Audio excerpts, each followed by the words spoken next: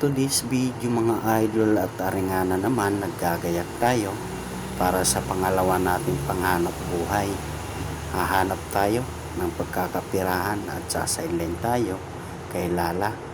Biyahe na naman kahit sa sobrang init ng panahon ay hindi tayo papatinag yan basta't pera ay talaga naman ay gulang basta't pera. Go tayo niyan at hindi dapat magpatinag sa mga ganyang bagay, init laang yan. At arin na nga pagkalabas nga lang natin ng bahay, nakakuha tayo unang pick up natin dito lang sa Balibago, sa highway lang sa Don Francis Building. At arin na nga nakuha na natin yung item, bulaklak laang. At ayan na nga mga idol, pagkakuha nga lang natin ng item mga idol at diretso na arangkada, biyahe na tayo para ma-drop na.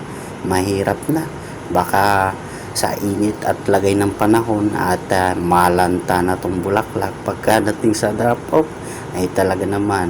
Bale ngayon mga idol, single ride lang muna tayo kasi mahirap na.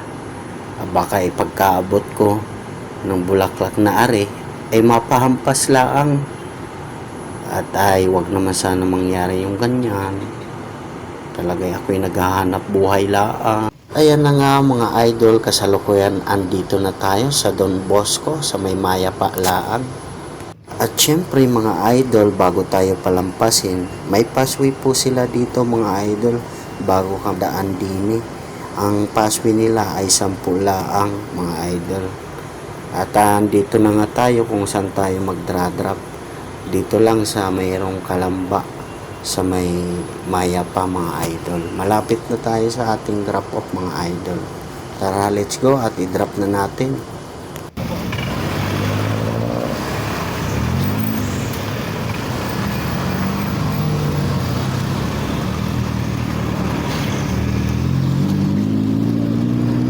Present na naman siya.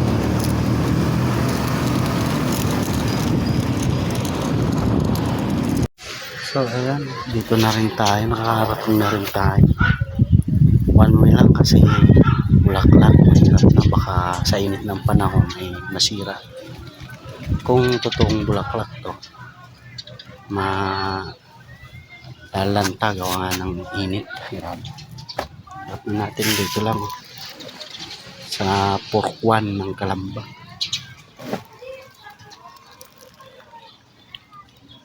Ito lang.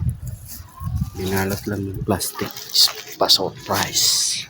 Dahil nakabalot sa mga idol at hindi ko kita, sinilip ko kung okay pa yung dala kong bulaklak. At ayan, ang aking makita, ang gara mga idol, napakaganda talaga naman. Kiligin talaga ang pag-abutan nito. At ayan na nga mga idol, nakuha na ni Uto yung bulaklak. Wala na, nilipig na ang panito. At dahil sa init ng panahon mga idol, bali nagtambay muna ako dito sa malilim na lugar at magpahangin konti. Talaga naman ay napakainit talaga.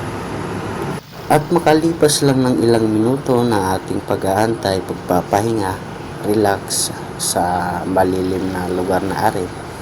At nakakuha tayo ang ating pick up dito lang. Nasa 6 minutes lang ang layo. Malapit lang mga idol at tara, pick upin na natin. At nakuha natin mga idol sa company at ang drop off sa San Lorenzo, Santa Rosa sa mayroong Southampton. At ayan na nga mga idol, diretso na tayo arangkada, biyahe para makuha na yung item na ipapadala.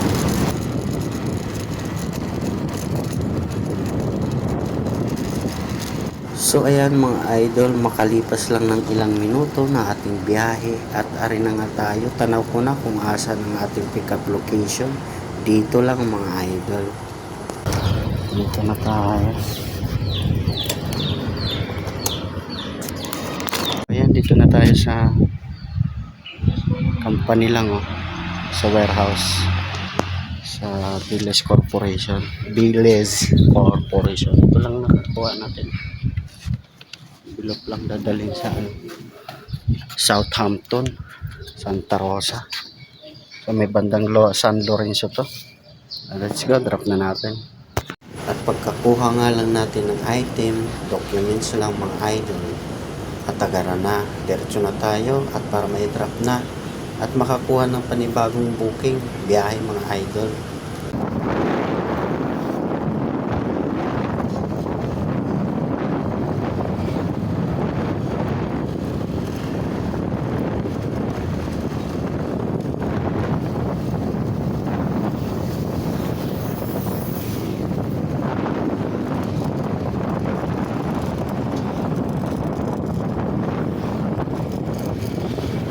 Makalipas lang ng ilang minuto na ating biyahe mga idol at ari na nga tayo kasalukuyan sa Balibago Complex Bus Terminal ng Santa Rosa.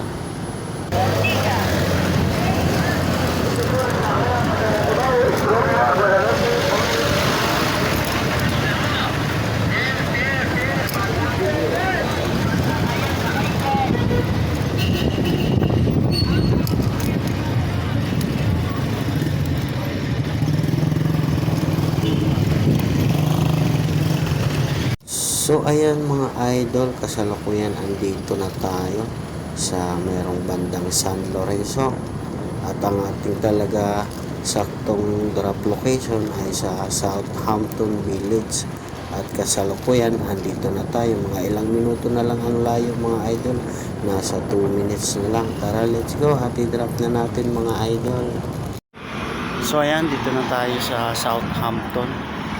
Dito lang tayo mag-drop sa mga tenant na rin at ilulukit pa natin kung saan yung wala kasing nakalagay at ito lang drop